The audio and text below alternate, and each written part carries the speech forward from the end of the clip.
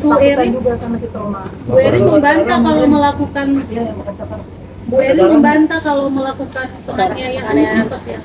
Ya gini wajar lah ya kan, artinya kan kemudian laporan ini tentu tidak akan diterima kalau tidak ada visum, kan seperti itu. Hanya dapat diterima laporan kaitan dengan penganiayaan apabila telah ada visumnya, kan begitu kan. Terlapor boleh punya hak untuk kemudian membantah, ya nanti itulah penyidik kemudian membuktikannya kan, membuktikan laporan kami tersebut terpenuhi unsurnya atau tidak, kan seperti itu gitu loh. Ya silakan saja. Kak, akhirnya CCTV nggak Mbak Hera sebagai Iya, bukti? Nggak ada di situ CCTV-nya. Ada. Berarti buktinya selain saksian Mbak Hera ada lagi mungkin atau gimana? Dari teman Yang ngelihat secara langsung gitu kejadiannya. Nggak ada. akhirnya Sama dia yang waktu itu. akhirnya kemarin Erin membuat laporan buat Bunia terkait penyebaran berita palsu atau pencemaran nama baik. Ini seperti apa dari Bunia? Bu Erin membuat laporan untuk Bunia terkait pencemaran nama baik, terkait postingan ibu di Instagram atau di Twitter. Tidak apa-apa, saya hanya waktu Sensasi. datang malam-malam kan. Sensasi turun. Sesuai laporan pekerja saya. Itu laporan pekerja saya datang malam itu. Dan dengan niat baik-baik, etika baik-baik juga saya datang.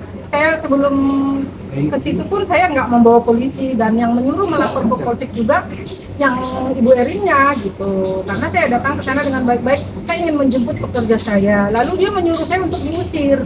Dan saya harus laporan ke Kapolsek. Setelah saya laporan ke Polsek, saya bawa juga ke polisi ke sana, tetap saja diusir gitu. Jadi dari malam itu di depan polisi juga dia di sana itu teriak-teriak minta tolong bahwa dia dicekik, dicakar gitu. Siapa? Saya. Itu. Jadi kan kita nggak mungkin dong ninggalin dia di situ kan. Terpaksa saya bawa pulang gitu. Jadi ya Ibu Erin membantah itu dengan klarifikasi dia sendiri. Dan saya juga ada di saat di tempat itu, ya saya dengar sendiri beserta dengan Bapak polisi juga dan satpamnya juga. Gitu. Penyekapan sih tidak ada, cuma perampasan barang aja. Mbak, berarti kejadian apa yang dialami Mbak? Sakitnya di mana aja Mbak? Kemudian apa? Pusing terus kayak perlindungan. Kan lupa itu Barang apa aja mungkin? barang apa yang dirampas? HP, baju, saya masih di sana. Sama KTP, gaji pun belum dikasih, gajinya belum dikasih. HP masih di sana Mbak? Masih di sana. Sempat ini nggak sih mau Kamera banyak yang dengan mana ya? mantan suami Mbak Erin sendiri ada telepon Pak Andre. Karena kan udah nggak berhubungan kan, udah cerai. Tapi tahu ya kalau itu kediaman. Tadinya kita nggak tahu, awalnya gitu. Semenjak jadi itu baru kita tahu kalau itu rumah Pak Andre gitu.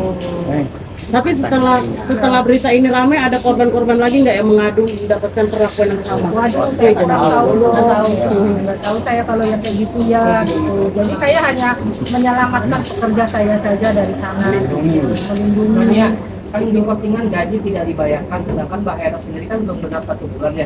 Ya iya, mustahil. Ya, sebentar. Sedangkan Mbak Erin sendiri mengakui bahwa telah membayar kompensasi juga kepada penyalur. Itu gimana Mbak? Tidak ada. Dia membayar ke saya administrasi. Makanya saya datang malam itu dengan baik-baik. Kita selesaikan secara administrasi dan kembalikan gaji dan yang ditahan keserahkan ke pekerjanya biar saya bawa pulang. Namun dia tidak etikat baik. Sampai hari ini pun sih tidak ada laporan ke polisi dan dia melaporkan saya gitu. Dengan begini dia mencemarkan nama baik usaha saya dong. Sedangkan katanya usaha yayasan saya bermasalah gimana? Sedangkan saya sudah datang baik-baik ke sana. Malam-malam pun saya datang gitu. Sesuai prosedur yang dia suruh gitu. Jadi kalau dikatakan di sana belum 1 bulan, masa mau saya tinggalkan dia di sana sedangkan dia sudah mendapatkan kekerasan. Kalau terjadi apa-apa saya dong yang salah kan? Itu. Memang terus apa dong tanggung jawab saya sebagai penyalur kalau saya tidak membawa dia pulang? Benar tidak? Mbak berapa kali menyalurkan tenaga kerja untuk Bu Erin? Satu itu. Ini Yang kita dilaporkan ini, yang kita melaporkan ini kekerasan penganiayaan lah, penganiayaan ringan mungkin ya, gitu loh. Cuman yang menariknya kan dilaporkan balik ini kan, gitu loh. Ya. Kan itu harus dibuktikan terlebih dahulu laporan kita, apakah memang kekerasan tersebut, penganiayaan tersebut benar terjadi atau tidak, itu yang harus kita tunggu terlebih dahulu kan. Apabila kemudian tidak terjadi, ya baru boleh dilakukan laporan balik kan, bahwa kita telah mencemarkan nama baiknya, kita telah memfitnahnya kan, begitu kan. Prematur, tapi nggak apa-apa lah, itu kan haknya mereka kan, gitu loh. Mungkin setelah mungkin adanya laporan di Polres ada pengancaman Tidak ada. ada kayak coba menghubungi atau minta maaf atau gimana gitu nggak ada? Tapi jika nanti ada untuk damai gimana Kak? Kita belum tahu ya kan, kita tunggu aja lah. Ya kalau misalnya bang ada Kalau misalkan niatan nih, Bang. damai bang, kan kita bisa berandai-andai nih misalnya. Prinsipnya kalian juga kan sudah damai kan, gitu loh. Prinsipnya kita harus menyukai perdamaian. Kalau kemudian itu ditawarkan, ya seperti apa, bagaimana kita menyepakatinya kan, seperti itu kan. Berarti tidak menutup pintu Tidak damai walaupun menutup. sudah dipukulin.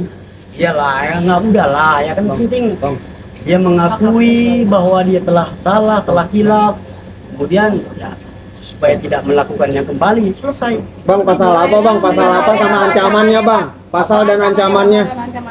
Ancaman berapa? Pasal pengancaman ringan.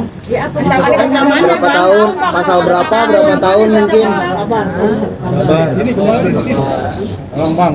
Pasal 466. Ya, dengan ancaman hukuman? berapa tahun? Ya aku nggak tahu ancaman hukumannya, dia lah tadi itunya. Kayak mana pengacara nggak tahu. Nggak disebutkan. Artinya begini loh, dia melaporkan, kita melaporkan pengancaman ringan kan, ya biarkanlah nanti polisi penyidik yang menerangkan itu kepada kalian kan, terkait laporan kita. LP-nya tertulis berapa? Pasal 466, gitu loh. Ancam hukuman berapa? 1 sampai 2 tahun. Berapa tahun kalau penganiayaan itu berapa tahun? Iya, Tahun lah. harusnya kan pengacara tahu bang. Satu tahun. Ya. Mbak Hera ada meminta Bahkan kurang kompensasi. itu kan. Ada meminta Nah, gitu kompensasi loh. berapa juta? pengen itu aja hak saya dikembalikan. Betul, hanya itu. Biaya berobat saya. Berarti biaya berobatnya Mbak, totalnya berapa Mbak? Belum lah. Begini aja untuk Iya. teman-teman media. Iya. Mungkin untuk hari ini cukup sampai di sini. Nanti kami akan buat schedule, buat jadwal lagi. Nanti kita juga bakal undang-undang. Kita juga bakal buat klarifikasi lanjutan. Karena ini sebentar mas. Karena ini proses hukum masih berjalan. Kita hormati proses yang ada. Begitu juga mereka juga melakukan proses hukum. Kita juga menghormati itu. Dan kita juga bakal ikutin lah semua prosesnya. Tapi pihak Polres sendiri merencanakan untuk memediasi antara pihak Kalau itu belum mas, begini, karena ini sekarang masih dalam tahap penyelidikan. Nggak begini loh, kalau kaitan dengan perdamaian tentu ada yang meminta kan. Ya tentu dalam hal ini biasanya Sensasi. terlapor kan.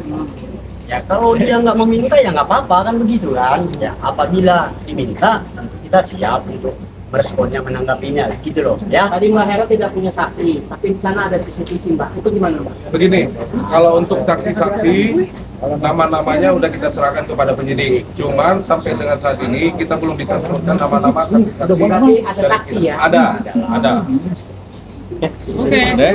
Oke. Kurang lebih 20. CCTV di dalam ruangan itu nggak ada Mbak? Ada, kalau CCTV ada. Tapi pihak kepolisian belum Mengamankan. mengambil. Kalau itu kewenangan penyidik, boleh ditanyakan ke penyidik aja. Pasalnya Bang. Mbak Hera, Nah, buat teman-teman media terima kasih ya.